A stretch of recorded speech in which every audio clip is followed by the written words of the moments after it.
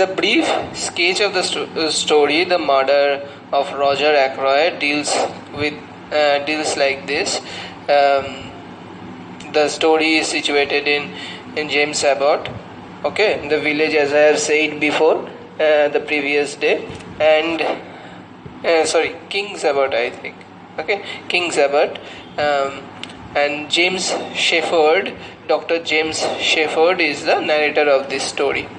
Okay, the presence of James Shepherd is in his house. The story begins with James Shepherd being in his house, and he receives a call from Mrs. Ferrer's house, but he could not revive her. And we find that Mrs. Ferrers is dead. Okay, and following that, Roger Ackroyd, who is the owner of Fondley Park, asks Dr. Shepherd to come to his house, and they discuss about many things. One of the thing is the death of Mrs. Ferrers. Suddenly a envelope enters. An envelope is received by Roger Ackroyd, and what we see here is that he starts reading all these things, everything that is written over there. What is he reading? He is reading about a person. This envelope, this letter is by Mrs. Ferrers. Okay, Mrs. Ferrers has posted this letter before she committed suicide. Okay, and in that she mentions that someone was blackmailing her. Okay, so Roger Ackroyd was reading that loudly in presence of Dr. Shepherd, and suddenly he stops and says that he would like to read that in private, and Dr. Shepherd leaves. After Dr. Shepherd goes to his house, he receives a call. Before going to his house, he meets a strange person, but he feels that he knows that person. Okay. After going to his house, while he was having his dinner, he receives a call from Parker, and he says that he receives the call from Parker, who is the butler of Roger Ackroyd, and he is being informed that Roger Ackroyd is dead. Okay, he rushes towards Fondley Park, that is Roger Ackroyd's house, and finds Roger Ackroyd murdered.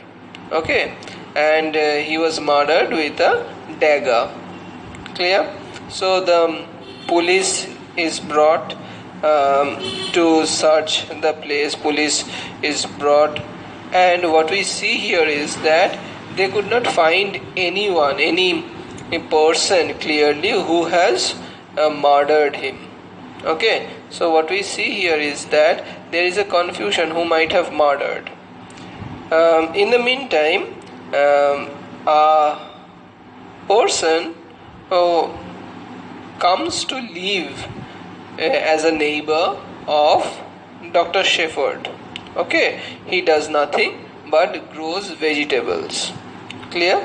He does nothing but grows vegetables. So what we see here is that this person has left his job, and what we see here is that he has left his job and is actually now growing vegetables. But what he says that in spite of his trying to move out of his previous job, he cannot get out of it. There is a creation of suspense of what kind of job he did there is present, but what we see here is that we would come to know that this is Hercule Poirot, okay, the detective. So Miss Flora Ackroyd that is daughter of Cecil Ackroyd, okay, niece of Roger Ackroyd, who is also suspected to be the murderer. The most suspicion is falling on Ralph Patton, okay, Roger's stepson. Clear? Roger's stepson is before the murder, Dr. Shepherd had met. Before the murder of Roger Ackroyd, Dr. Shepherd has met Ralph Patton at an pub, or at a pub. Okay. But after the death, after the murder of his stepfather, we see that Ralph Patton could not be found anywhere. So the suspicion generally falls on Ralph. And we also know that Flora Ackroyd was supposed to marry Ralph Patton, and because of that, Flora comes to Dr. Shepherd and she asks Dr. Shepherd's help in convincing this person, this neighbor, to investigate the case of murder. Okay, to investigate the case of murder. That is, the neighbor is Hercule Poirot. Clear? Hercule Poirot is requested, and he accepts it. He investigates, and throughout the story we see that most of the accusations fall on Ralph Patton, though several other people also have reasons to murder this person, Roger Ackroyd. One of the chief hint or the chief clues that we find in this story is that someone, the murderer who has murdered Roger Ackroyd, has crossed the path along the lawn, came up from the roof, entered through the window and murdered. And there is a stamp or the print of shoes, and the shoe prints were very close, very similar to that of Ralph Patton. Clear? And that's why those kind of shoes, those kind of proofs that were generated clearly gives idea, or clearly gives the sense that Ralph was the person who has murdered his father or stepfather, what you say.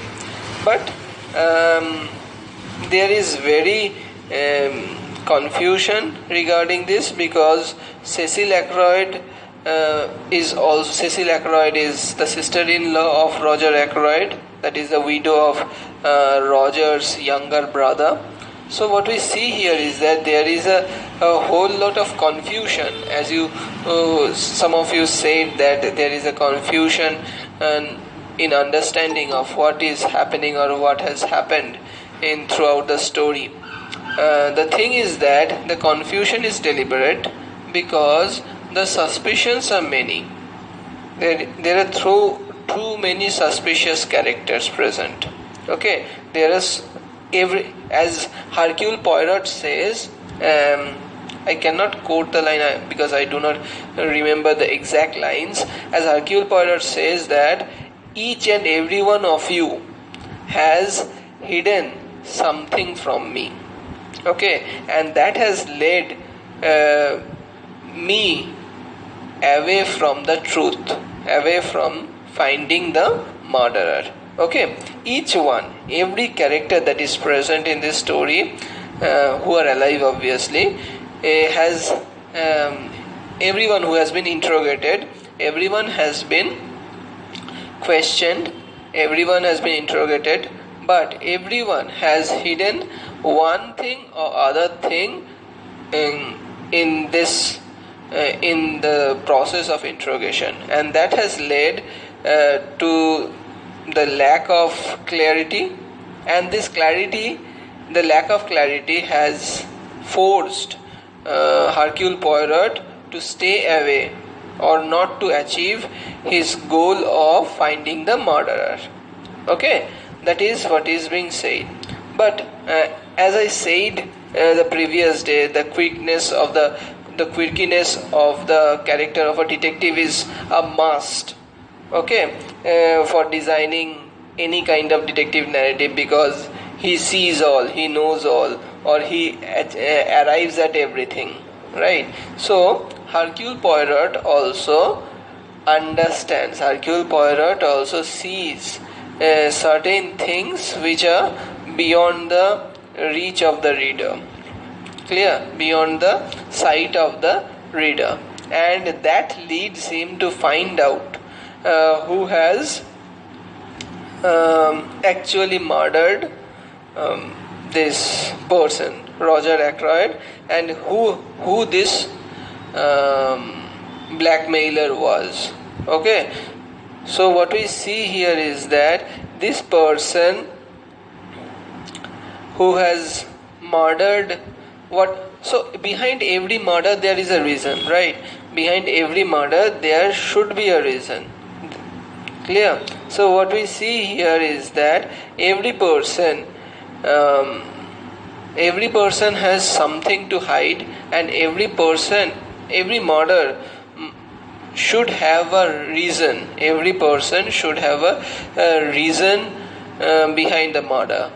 So in case of the murder of Roger Ackroyd, in the case of the murder of Roger Ackroyd, what we see here is that the reason behind the murder is the envelope, actually, because that envelope contains the whereabouts of the blackmailer. Who was the blackmailer? That is, if we find the blackmailer, we will find the murderer, because it is because of this reason, it is because of the whereabouts that Roger was going to know who the blackmailer of Mrs. Ferrars was, so he has been murdered. Clear? Why Roger has been murdered, or why Mrs. Ferrars informed Roger Ackroyd about the blackmailer, or what was he actually blackmailing Mrs. Ferrars about? The thing is that Mrs.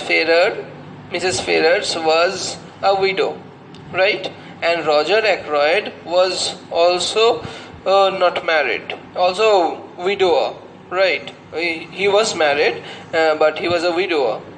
So they were having an affair. They were having an affair, and they were supposed to get married. Clear? And this person, this blackmailer, knew this thing. Clear? And this has led him to murder. This has led that person to force or blackmail Mrs. Ferrars to certain extent that Mrs. Ferrars had committed suicide. And as Roger Ackroyd has come to know about this blackmailer through that envelope, through that letter in that envelope by Mrs. Ferrars, so there is a high chance that blackmailer is a murderer. So what we see here is that in the end, in chapter and nothing but the truth, the whole truth, in the chapter whole truth, what this person, this Hercule Poirot does, the detective does, he rounds about everyone, he brings about everyone, and one by one he says each and everything, that you have done this, you have done that, he is eliminating one by one, and finally in the chapter number 26 and nothing but the truth, he comes to say who the murderer is. Okay, I would like not to say who the murderer is, because if this would have been just a YouTube video, I would have obviously said that.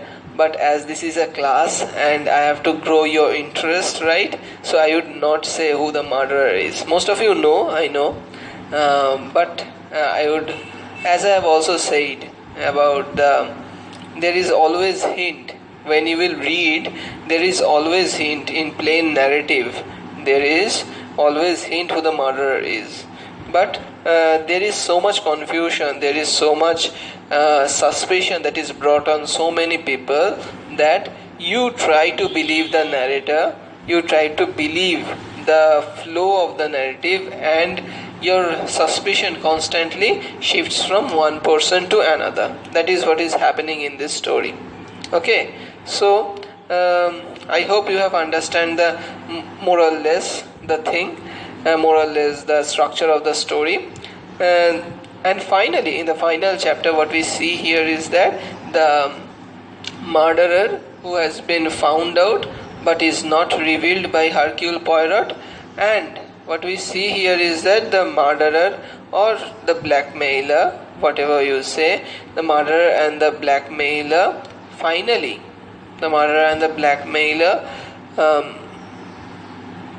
commits suicide, okay, with the same poison, or the same drug, better to say, same drug that she has, that Mrs. Ferrars has used.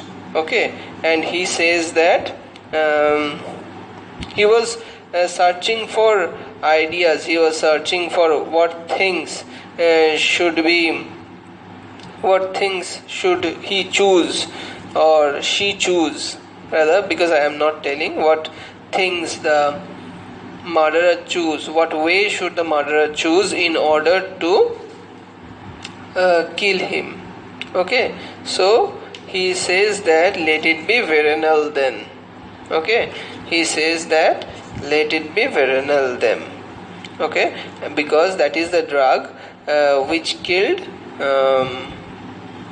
Mrs. Ferrars. Okay, ultimately the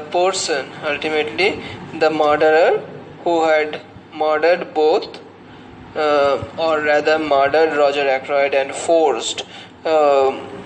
almost forced Mrs. Ferrars to die, commit suicide. The murderer also commits suicide. Clear? And okay, I will not go on, because if I go on I will reveal everything. So let's move on to chapter 1. I will, as this is a detailed text you have, so I will move on chapter by chapter. Okay, so the murder of Roger Ackroyd, I will give a brief summary, and I will simplify things. What are the things that are happening? Okay, so the two characters that are present in chapter 1 is Caroline and Dr. Shepherd, Dr. James Shepherd. Clear? Who is Caroline? As I have said the previous day, Caroline is the sister of Dr. Shepherd. She is a bit talkative person, and what we see here is that, but she is talkative and everything, but what we see here is that she is very much insightful, and she is a well informed character. Most of the things, most of the whereabouts of the society, whereabouts of the place, and whereabouts of the things that are happening around, these are being said and dictated by, or informed to the reader by this person, by Caroline. Okay, so chapter 1 is titled Dr. Shepherd at the Breakfast Table. Clear? And what we see here is that the narrator of the story is none other than our Dr. Shepherd. Okay, so Dr. Shepherd is the narrator of the story. One of the chief themes that we see here, or we can you can also write down the themes that are present. Number 1 is obviously the secrecy and the universal capacity of violence. Secrecy, RECY, secrecy and the universal capacity for violence. Number 2, you can say detection and intellect, or the detection, DETECTI, detection, TION, and intellect, or you can say here the detective narrative only. The third point, the third theme that is present here is the ethical narrative, or the ethics, ETHICS, ethics and the law that is present in the land, the tussle between, the competition or the tussle between ethics and law. Okay.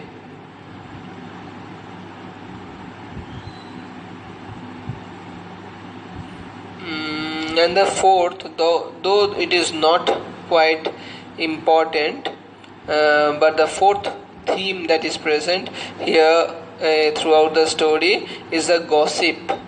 Okay, gossip of the small town life. Not just gossip of the small town life, the description of the small town life and the gossip surrounding it. Okay, the description of the small town life, because that is also important in describing the situations, describing the incidents that are happening. Okay. Yes, in line number 152 there is that line, each one of you has something to hide. Okay, said by Hercule Poirot. The second point that I have said is the detection and intellect. The detection, DETECTION, detection and intellect, or you can say it as the detective narrative.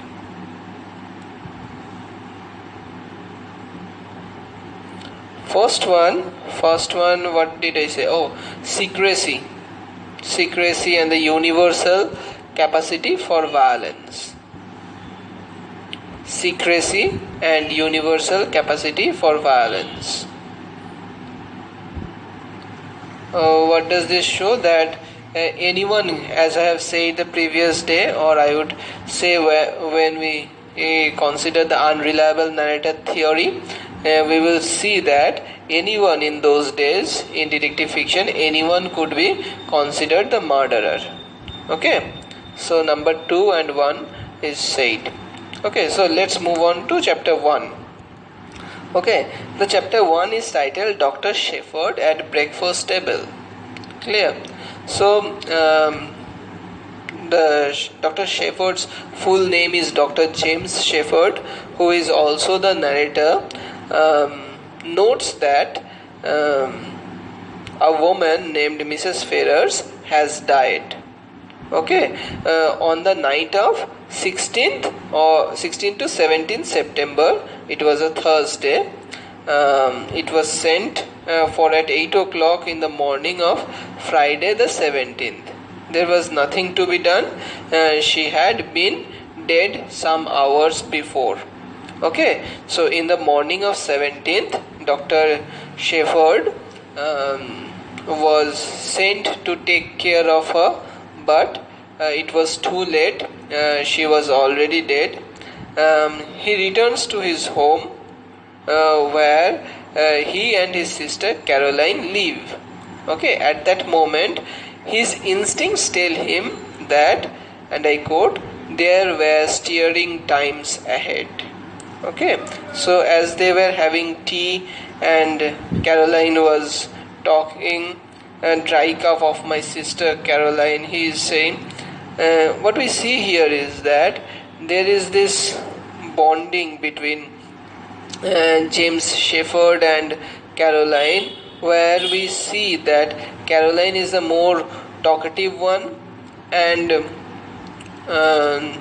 James Shepherd is rather low, in character. Caroline is talkative woman, and Dr. Shepherd knows that whatever he tells her about Mrs. Ferrars' death will soon be a common knowledge in their village. Okay, so Dr. Shepherd is quite quiet. Okay, he is keeping quiet. He is not giving much information. He says that Mrs. Ferrars died of acute gastritis helped on by habitual overindulgence in alcoholic beverages. Okay, so Dr. Shepherd says that Mrs. Ferrars is dead only because of these problems, which is related to alcoholic beverages, overindulgence in alcoholic beverages, and gastricitis. Okay, gastric problems. And he also says that the gastricitis and arsenical poisoning are not. I agree, unlike, but Caroline bases her accusation quite different lines, because Caroline is of the belief that there is a high probability that she might have committed suicide. That is, Mrs. Ferrars might have committed suicide. So Dr. Shepherd is a person who is not willing to discuss or tell everything that is known to him. Clear? She died of an overdose of Veronal. Okay, she has been taking it lately for sleeplessness. Okay, so Veronal is a drug, as I said a few minutes before, that the murderer will actually take Veronal and die.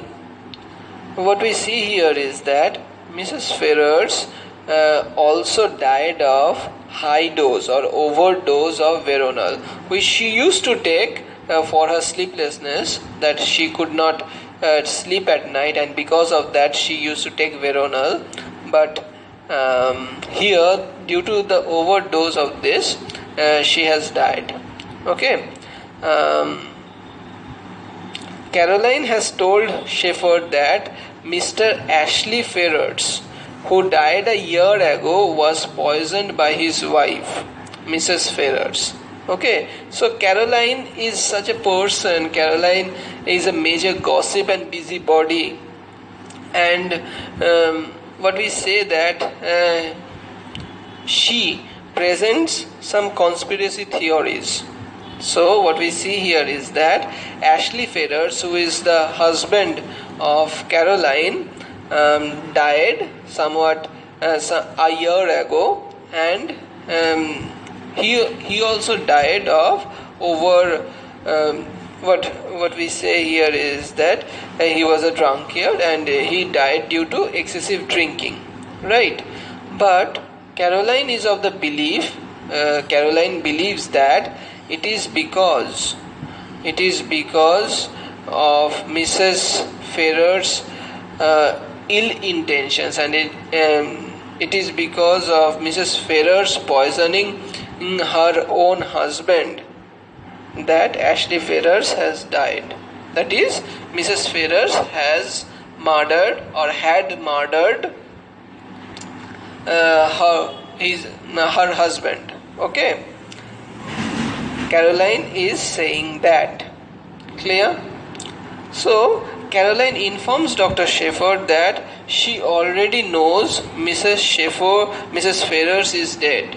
Okay, as we know that Dr. Shepherd was not saying her anything, so Caroline says that she already knows that Mrs. Ferrars is dead.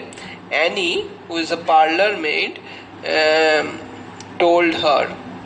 Dr. Shepherd explains that Mrs. Ferrars must have accidentally overdosed on Veronal, as I said just now, a sleeping drug. But as Caroline's character is, Caroline insists that Mrs. Ferrars took the drug, the overdose of the drug, on purpose. Okay, she has taken the drug, overdose of the drug on purpose. It was her intention to take. It is her intention. It was intentionally taken by her. Clear? Why? What is the reason? According to Caroline, Caroline says that it is out of remorse for having murdered her husband that Mrs. Ferrars has murdered or committed suicide. Do you understand? So what we see here is that Caroline thinks that it is out of Mrs. Ferrars' remorse that she has committed suicide. What is the remorse all about? Of having murdered her husband a year back. Shepherd, as a doctor, he finds this ridiculous. He says Mrs. Ferrars would be able to live without remorse if she were capable of killing her husband. Okay, obviously, if she could have killed her husband on her own, then what we see here is that, or we believe, or the general belief goes like that, if she had killed her husband, then she would be out of remorse. Why she would remorse after so many days have passed, right? There might be, what we see here is that the hint, the layer, the thing that is left unsaid. The thing that is left unsaid is that there might be some other reason, okay, which is not dictated over here. Clear? There might be some other reason. It is not just remorse. As I said before, there must be a blackmailing, which is not said over here.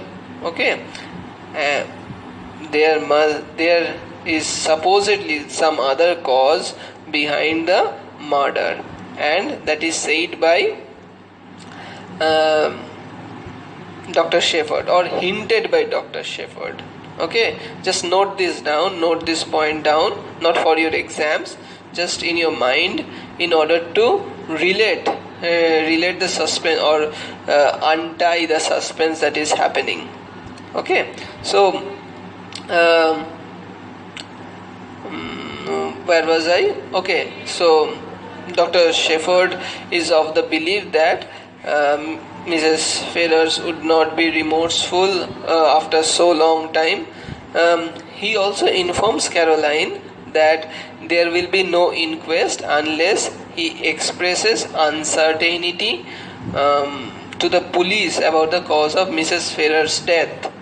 Okay, that is, there will be no investigation into the death of Mrs. Ferrars unless he, that is, he being the doctor, he being the personal doctor of Mrs. Ferrars, unless he says anything suspicious is there, unless he says that there will be no investigation in her case.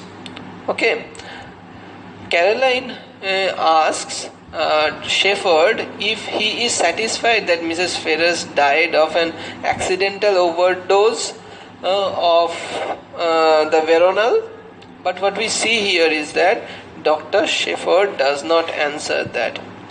When we read the story, when we read the plain narrative, when we read the chapter, we would get the feeling that Dr. Shepherd is actually avoiding the gossip monger that his sister is, right? If you read the chapter, please read the chapter, you will get the feeling that Dr. Shepherd is actually saying or not saying anything because he is not willing to entertain the wishes of Caroline. Okay, his imagination, her imagination that is present within her, right? But in the end, when we will find the murderer, we will see everything, every instance that has been said, everything that has been done. We will find that there has been several meanings to it, or a second meaning to it, to every action. Okay, so what we see here is that in the first chapter, the novel is narrated by Dr. Shepherd. Okay, and is usually usually the mystery novels of the era.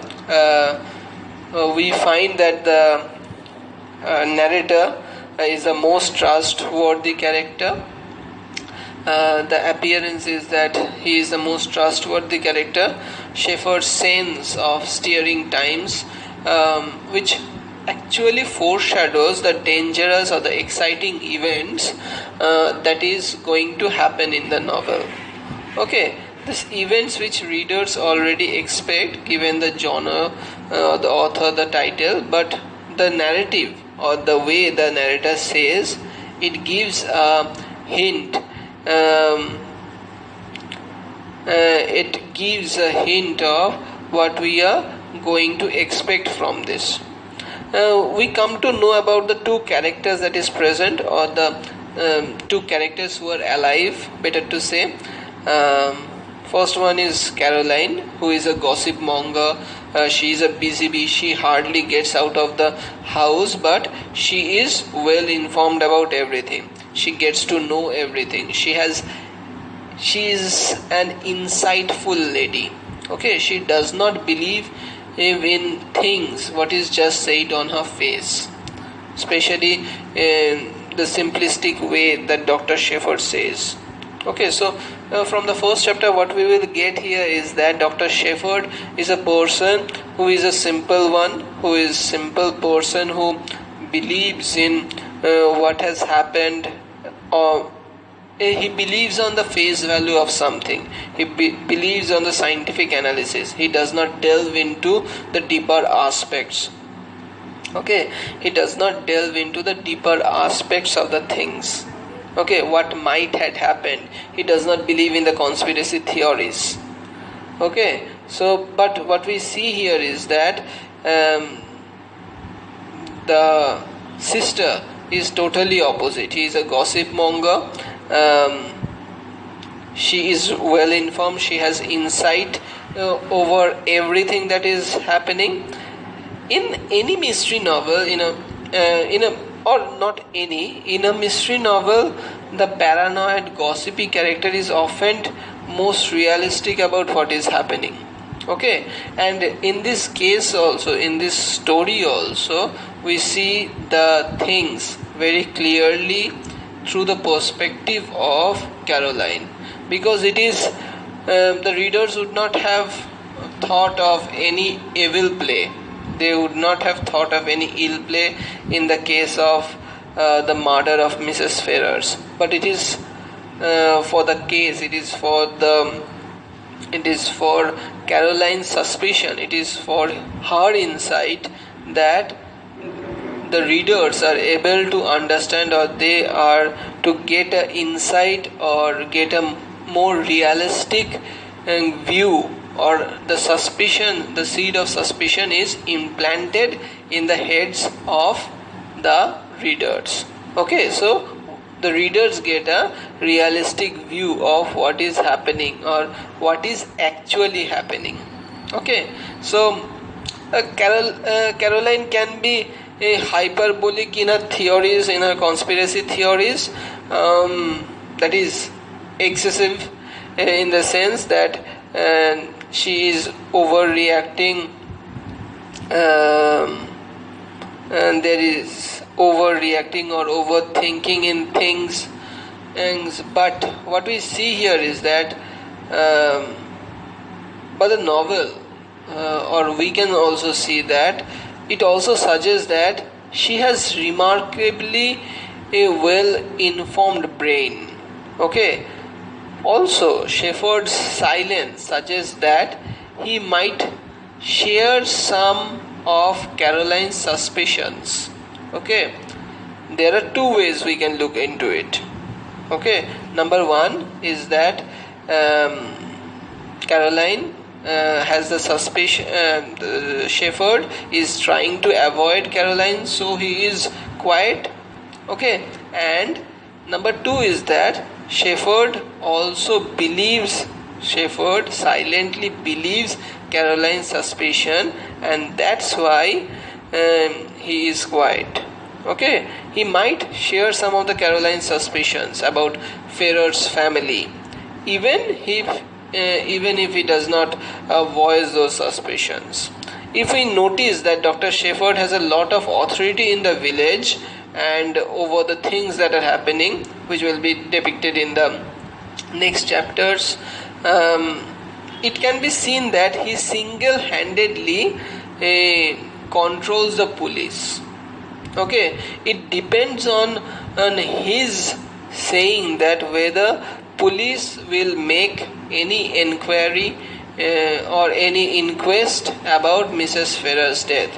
So what we find here is that not only the presence is present, not only the presence of Dr. Shepherd in an important position is presented due to his profession, which is a noble profession obviously, but he also holds an important position in that area of what might happen or what can be done from the perspective of law. And the question here remains, if so much power is invested or if so much power is given to in a single hand, there is a high chance of that person becoming corrupt. Okay, what we will see in this process of the play, that Shepherd is quite suspicious about the things that we have, and what we see here is that there is still a belief that something suspicious is happening in this story. Okay, which is a suspicion of Caroline actually, and this suspicion is led into be believed by the readers, okay, in this story. So we will continue this in the next class. Okay.